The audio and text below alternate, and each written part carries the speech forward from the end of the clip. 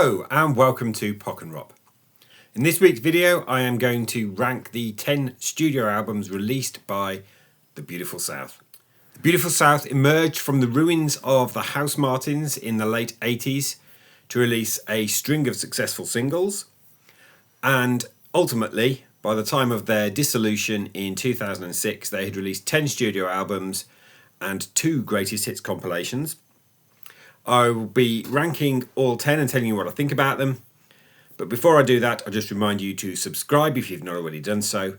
Click the thumbs up to like the video and the bell to receive notifications of future content. And let's dive in with number 10. And I have placed at number 10 their best-selling studio album, Blue is the Colour. This album is a massive downer for me. I found it a huge disappointment and it made my top 15 disappointments list. Whilst it contains the fantastic Don't Marry Her, that really is the only song on there that I find much enjoyment on. I don't enjoy the sound of North America. I find Rotterdam a little bit tedious. I despise Liar's Bar. Blackbird on a Wire doesn't move me. I have owned this album and I just dislike it. That's all I can say about it. It is so depressingly low. It was a bad period in Paul Heaton's life that I find little to enjoy on the record. Blue is the Colour, my number 10. And number 9 is the only Beautiful South album that I haven't ever owned, and it is Superby or Superby or Superby. I have no idea how you pronounce it. At this point, I think the band were becoming a little jaded, fed up and stale with themselves, and indeed, it was shortly after the release of this that Paul Heaton broke the band up, citing musical similarities as the reason. Whilst it contains Manchester, which is a positive single, I quite like it. It also contains Rose of My Cologne, which is a good country song. Again, there's very little on there that really stood out for me.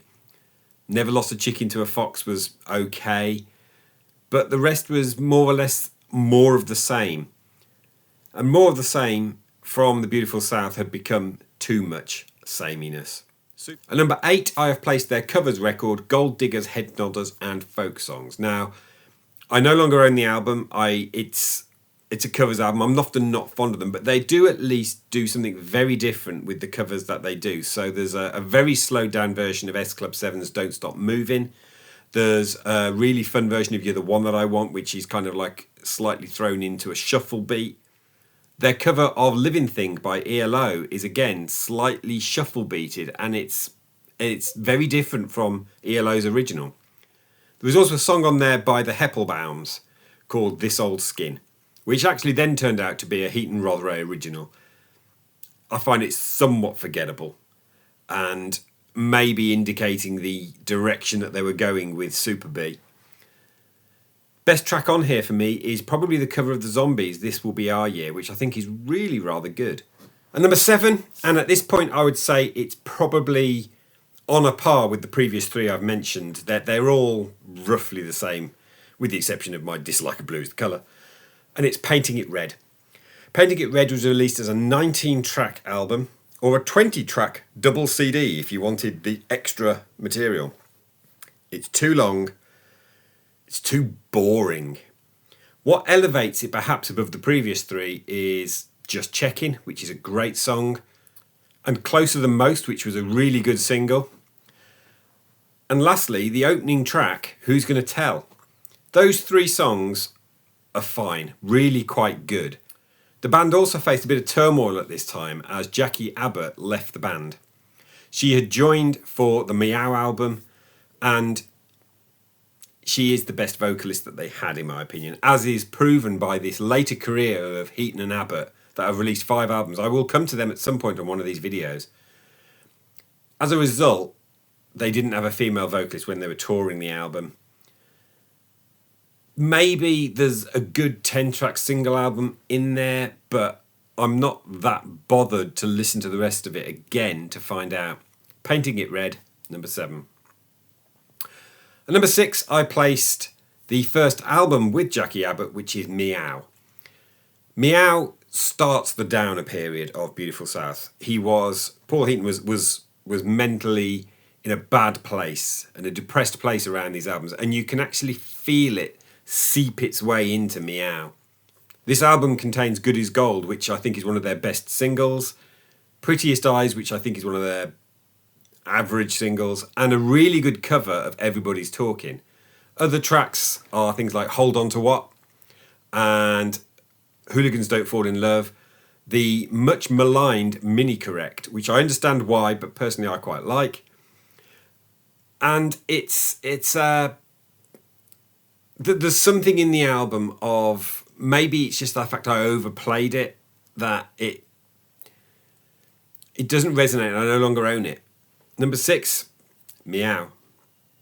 Number 5, I have placed their debut, Welcome to the Beautiful South.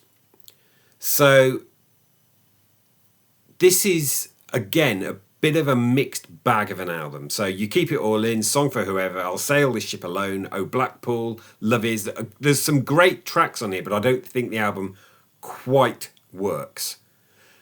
Things like I Love You But You're Boring is just a bit tedious. It's appropriate. And Love Is and Woman in the Wall both fall into the category of being too long. Woman in the Wall is also a very nasty song about a domestic murder. And some of the imagery is just that bit grungy. The massively extended coda is just too long and does not sustain enough interest. So it kind of drops off a cliff a bit in the second half of side 2. Welcome to the Beautiful South at number 5.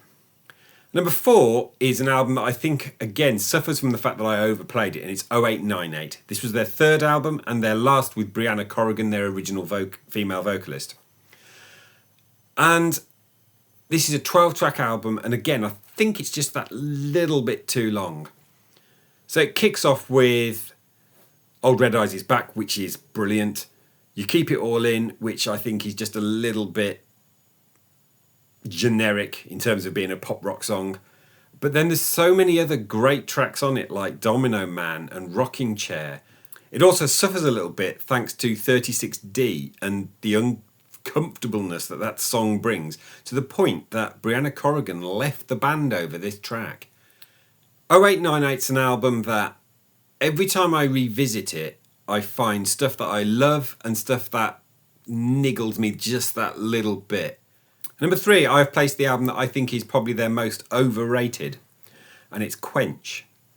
So, as far as their album sales were concerned, they were on a high. Blue Is the Colour had been a huge success, a big number 1 album, 2 top 10 singles from it. But I think they were in a great place. That whole depressiveness of Heaton was written large. At Quench, he's turned the corner, and it's a much brighter and happier album. Jackie Abbott is absolutely on top form on this record, and we get terrific singles on it. We've got Perfect 10, that's shot them back almost to the top again, to the number 2 spot. We've got Dumb, which was a wrong-headed choice of single. If you've seen my tier listing of their singles, you'll know what I think of Dumb. I like the song, but it wasn't a single. Plus, it had been a B-side as well, so... How Long's a Tear Take to Dry? Great single. And then probably my favourite off the whole album, which is The Table. Now, I like the album version well enough, but the single version contained the London Community Gospel Choir, and it soars as a result. The Table is fantastic. But then we've got Your Father and I and Big Coin and The Lure of the Sea. It's a strong album, but I think it's just that little bit overrated. It returned them almost to stadium territory. Quench at number 3. Number 2, I have placed Choke, their second album. As an album, it's probably the one that hangs together as a unit the best. So it kicks off with Tonight I Fancy Myself, My Book, which should never have been a single, it's an alright song, and then the beautiful Let Love Speak Up Itself. We've got great tracks like Shoulda Kept My Eyes Shut and I've Come For My Award. Lips is a bit rubbish. But then we get I Think the Answer's Yes, and then A Little Time, which was their sole UK number 1. We have Mother's Pride, I Hate You But You're Interesting, And then that rather fun, for me at least, instrumental, that is The Rising of Grafton Street. Choke, probably their best album, but it's not my favourite because that distinction goes to Gaze, the under the radar, almost forgotten album from 2003. This is the album that introduced Alison Wheeler as the replacement for Jackie Abbott. Now, she's not as good, but she's very similar in tone and style, and it suits the songs. It contains probably my favourite Beautiful South track, which is Just a Few Things That I Ain't. But we've got another one that's probably in my top 10, which is Let Go With The Flow. I like 101% Man, which I've seen described as being the worst track on the album. This album flows, and I love listening to every single track on it, which I cannot say about any other Beautiful South album. There is no other Beautiful South album where I would say I love every track, and Gaze is the only one that achieves that. And it flew under the radar. So that concludes my rundown of the 10 studio albums by the Beautiful South. In many ways, they're a band best served by one of their greatest hits, such as Carry On Up the Charts. But there is great material that was not released as singles from this band. And I do think that Paul Heaton is one of our best lyrical songwriters out there. At some point, I am going to do a Tracks of My Years of the Beautiful South, but I'm debating whether or not to expand that to include Heaton and Abbott, his solo years, and the House Martins, the near 40 years worth of material that he has written as one of, as I say, the UK's best songwriters. I'll be back in a week with another video, but until then, I remind you to subscribe, like, hit the bell, and I'll see you in a week.